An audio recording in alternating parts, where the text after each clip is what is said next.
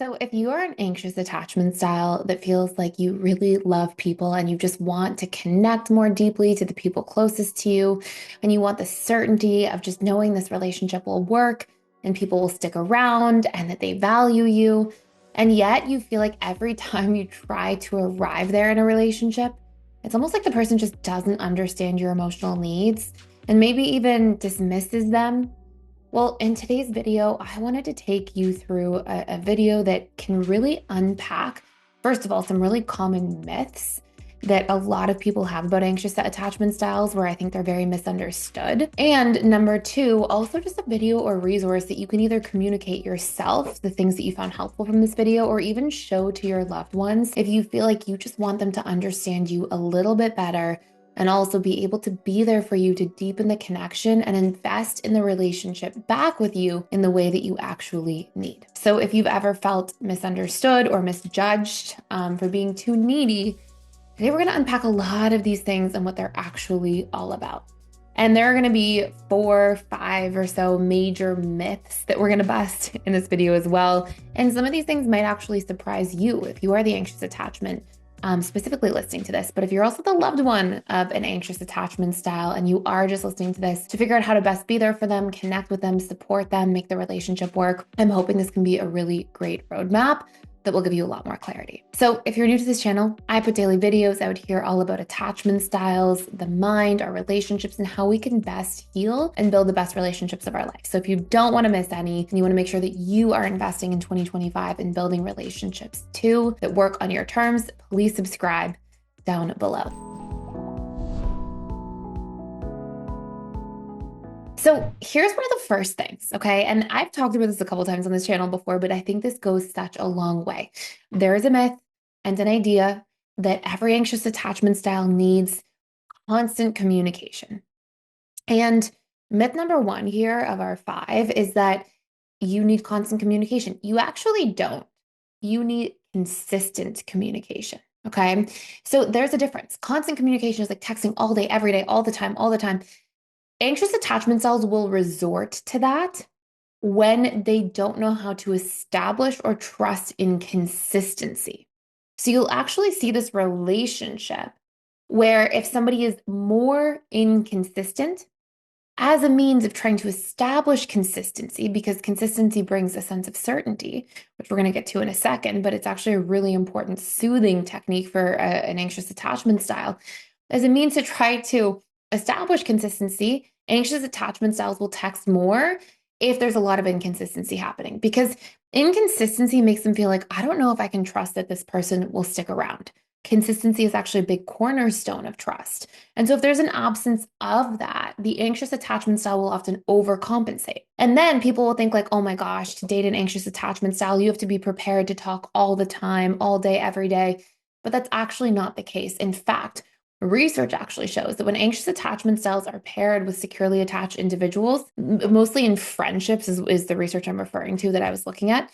But if there is a sense of consistency, if there's a check-in regularly, if the anxious attachment style trusts in that, they actually start texting and reaching out less.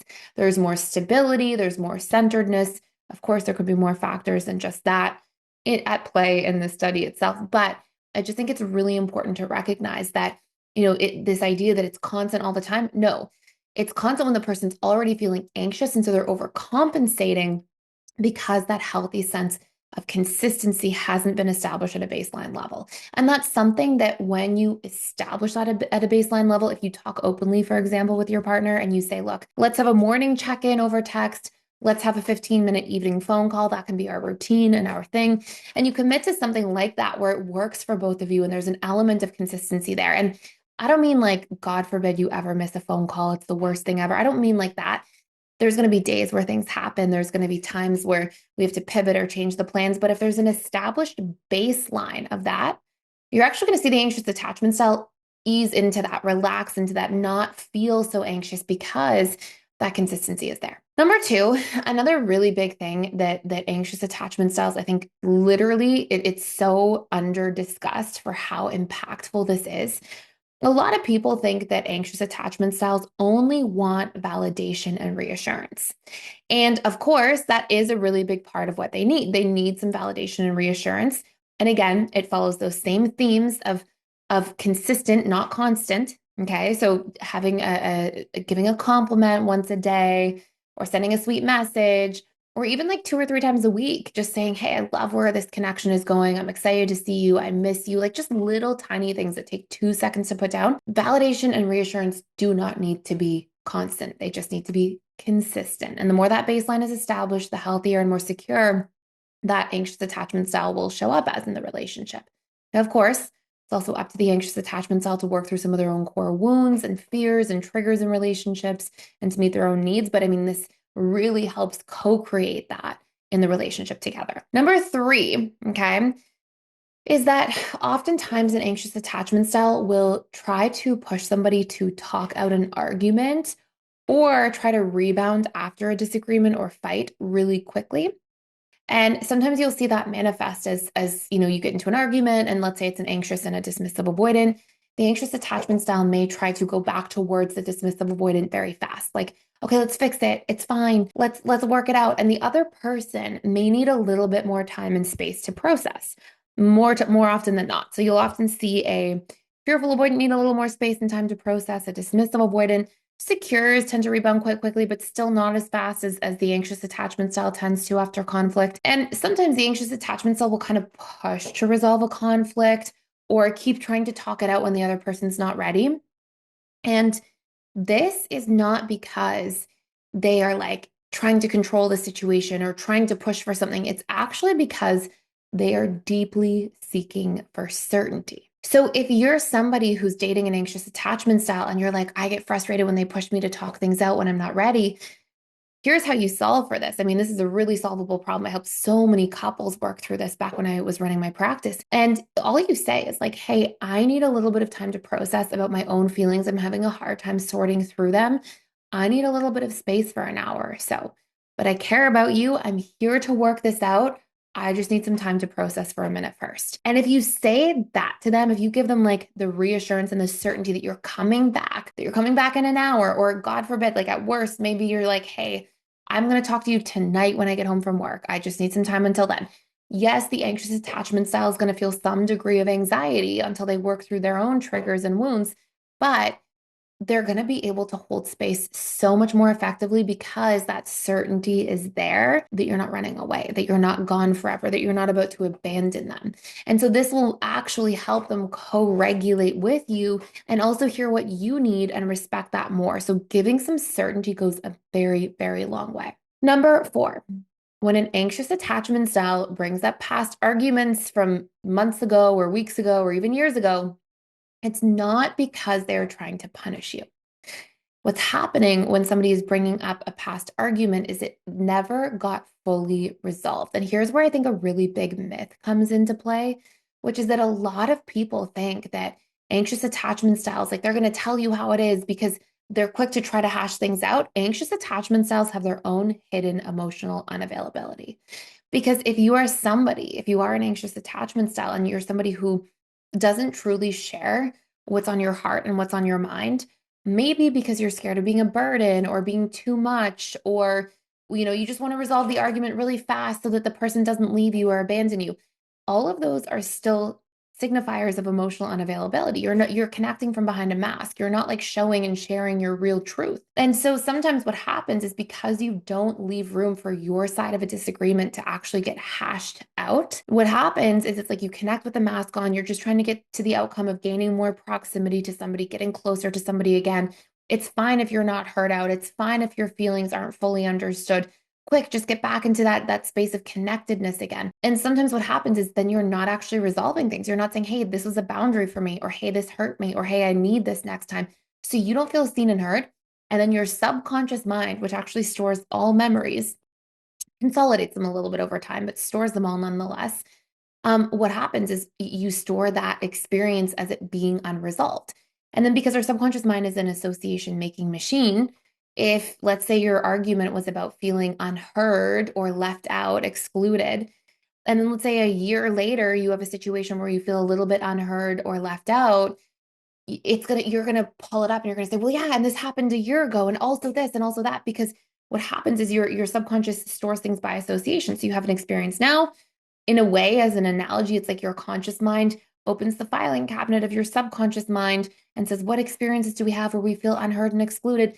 And it pours it out. And that's how a trigger works, right? You're not just experiencing the pain and suffering from what's happening objectively in front of you right now. It's also the subjective interpretation based on your past history of events, right? It's also you're experiencing the emotion from now plus unresolved times from the past that are flooding to the surface. Okay.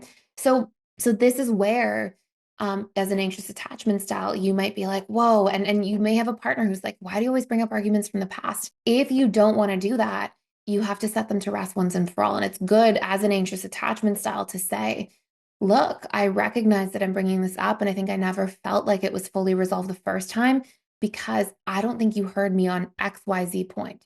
Okay. I don't think I was heard about this situation. You can even make it more indirect by saying, I don't think I was heard when it came to whatever the situation is, right? And here's what I need you to hear and understand about me.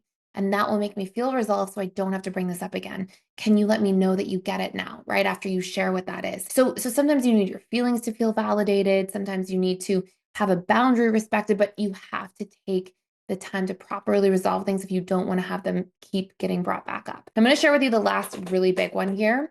And I think that this is one of the most important ones and one of the biggest myths, but I do want to let you know if you want to go much deeper into healing your attachment style or even just getting a roadmap of somebody else's attachment style, we have a full 14-day free trial to all of the personal development school. We do this like once or twice a year. And we're doing it for Valentine's Day this year for the month of February because it's Valentine's Day month. So if you want to check it out and you want to get free access to any attachment style course, we have like roadmap for how to be with somebody of a different attachment style. We have courses on all of that. We have relationship courses literally about like an anxious with a dismissive, fearful avoidant with anxious, etc. All the attachment style pairings. And we also have individual attachment style courses just about how to heal your attachment style. And 14 days gives you enough time to download, go through a couple of those, really have this free access to all these amazing resources that can help you so much on your healing journey, that will help you build those best relationships of your life that you've been seeking for. So that's all fully for free, just for a limited time. And you can use that link down below. So the last big piece here is that anxious attachment styles also deeply want you to meet their needs and try to invest in them the way that they try to invest in you. So what I mean by this is that anxious attachment styles are so thoughtful about other people. And if you actually unpack like the word thoughtful, the word itself is meaningful. They spend time thinking about other people in their spare time. They think about them. They really think into them and what they're feeling and experiencing, what they need and what would light them up and make them happy. They're thoughtful about other people. And they yearn for that from others. Now, part of it is because there's an absence of that within themselves. In other words, they're not often thinking about themselves as much as they're thinking of others, which leads to a void there that they need others to fill. And you can actually fill that halfway and feel much more balanced and have the ability to self-soothe if you focus on yourself as much as you focus on others, if you are an anxious attachment style. But sometimes they really need you to ask them, like, what do you need if you don't know? Or, hey, how are you feeling? Is there anything I can do to support you in this relationship? Where are you at? Because if somebody is constantly all about you, you get used to that. And then you think, okay, well, it is just about me because you're kind of been being conditioned by the anxious attachment style to just focus on you because they're so focused on you. But it's really important that just because somebody's behaving that way, it doesn't mean that they don't need that too. It doesn't mean that they don't need some connection or love or care and investment coming from your end. And so if you are the loved one of an anxious attachment style, just remembering or having a reminder that every week or so, have a check-in. Where are you at? How are you feeling? Is there anything unresolved for you? Having a moment to reassure them or check in, it just goes such a long way. And anxious attachment styles are yearning to be thought about in the way that they think of others. And again, that's also part of the anxious attachment style healing journey, to think about themselves too and self-reflect and dive in. And that will help you self-soothe and deeply improve your relationships accordingly. But it's always helpful for a loved one to be able to share that with them too. So that's it for today. If you enjoyed this video, please let me know if there's other things that you as an anxious attachment style want to share in the comments that you feel like are really important or meaningful in your relationships that you want other people to know. share them down below because we will probably have a lot of anxious attachment styles sharing this with our partners. So it will be useful to share your personal insights in the comments, and that may be helpful to other people watching or listening. And that's it for today. Thank you so much for being here. Please subscribe if you enjoy this channel, especially if you don't want to miss any of our future videos for the other attachment styles like this. And thank you so much for stopping by and for watching.